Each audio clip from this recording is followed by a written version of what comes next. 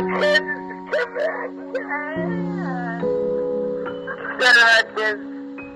surprised. How many shots in a row? 6 or 7 shots in a row. I'm really drunk. I was calling Atkins more than he was so long. Don't forget looking over at looking more than he was so long. I'm drunk. He's not.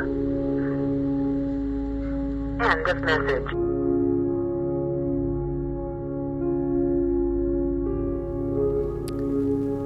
My name is Barry Adkins, and I'm not the right guy to be here telling you this story. I'm only here because my son Kevin passed away due to alcohol poisoning at 18 years old.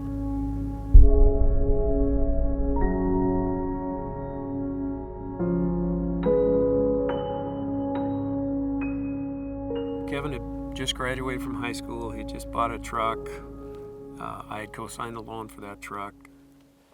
So we go down there and sit down in the financial guy's office, and the first words out of his mouth are, "How about some life insurance?" And I'm like, I don't need any life insurance. My wife will do just fine if something happens to me. And he said, "I'm not talking about you, I'm talking about your son." And I rather indignantly told him that 18-year-old boys don't need life insurance because they don't die. He was 18 years old. He decided he wanted to move out on his own. And I remember he came in to our living room and he sat down in this brown chair that sits in front of a big picture window, looks over our backyard.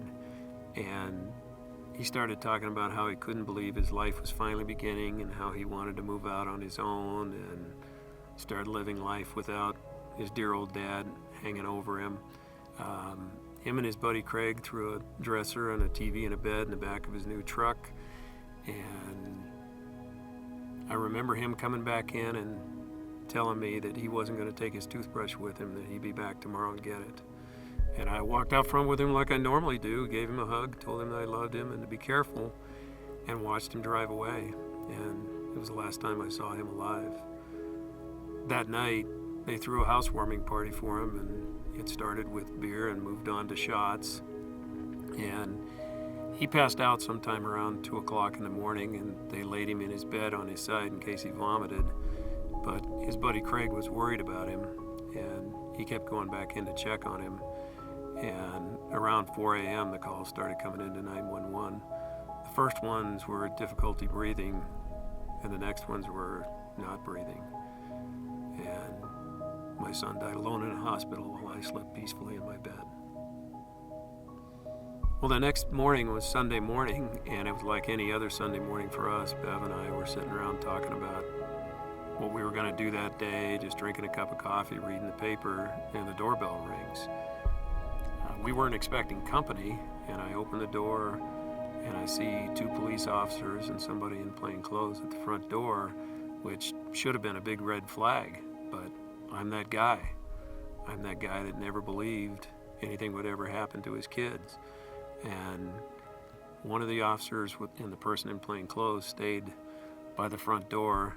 The other officer walked in and stood in front of the brown chair that Kevin had sat in 2 weeks before and talked about how his life was finally beginning.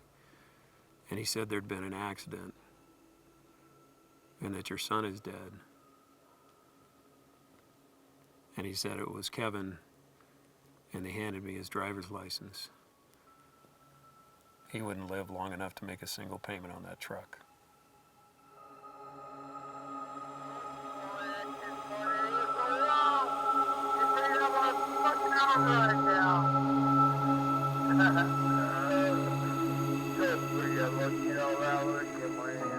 I probably listened to that voicemail 300 or 400 times at least over the years.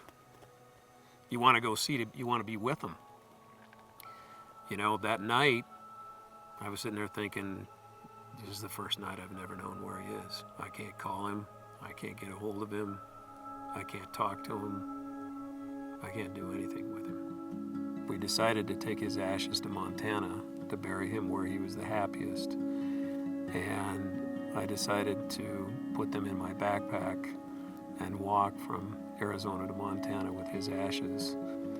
And for me, it was a moment when I knew that I didn't want to be a victim. And I knew that what I wanted to do was to get out and tell everybody I could about what happened to Kevin, because I didn't want them to go through what I went through. It was easy for me to forgive the guys at the party because they didn't force Kevin to do this. And it was easy to forgive my son because he's my son. That's what you do. But as a parent, your number one job is to keep your kid alive. And I didn't get that done. And that's a tough thing to forgive yourself for.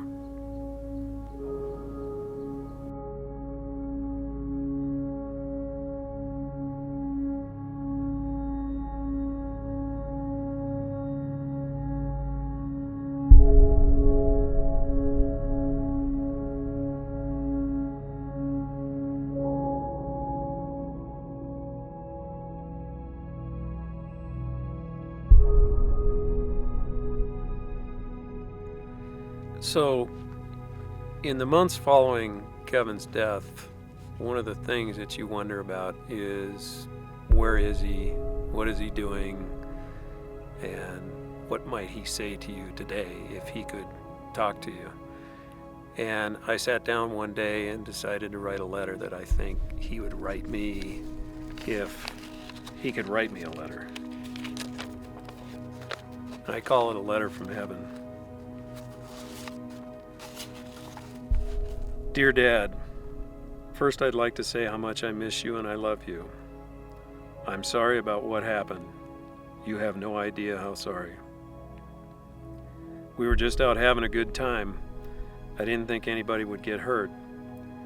It seemed so fun and everybody was doing it. One minute we were drinking and having a good time, and the next minute I was dead. I want you to know how hard I tried to live, how much I wanted to go back to the beginning of that night and change it all. I never believed it could happen to me. I knew people who had problems with alcohol, but I wasn't one of them. I knew better. I saw people do it and get away with it, and I figured I could too. I had so much left to do, Dad. My life was just starting. I was looking forward to coming home. I was looking forward to coming home and raiding the refrigerator and the pantry. I was looking forward to many more hunting trips, working on the old yellow truck together, getting married and giving you more grandchildren. I was looking forward to spoiling Colin and Trinity and complaining about having to help my sisters with everything. I will never get to share Thanksgiving dinner or Christmas with you again. No more gifts, no more falling asleep after Thanksgiving dinner, no more giving each other haircuts, no more arguing about who lost what tool. Tell everyone you can about what happened to me. Tell them how dangerous alcohol abuse can be and how it only takes once for terrible things to happen. Tell all the kids that what can happen is not cool and that it can happen to them. Tell them about the pain it brings to family and friends. Tell them so they don't have to find out the hard way, the way I did. Something very good will come from this, Dad. I just wish I was there to share it with you. I love you and miss you. Your son, Kevin.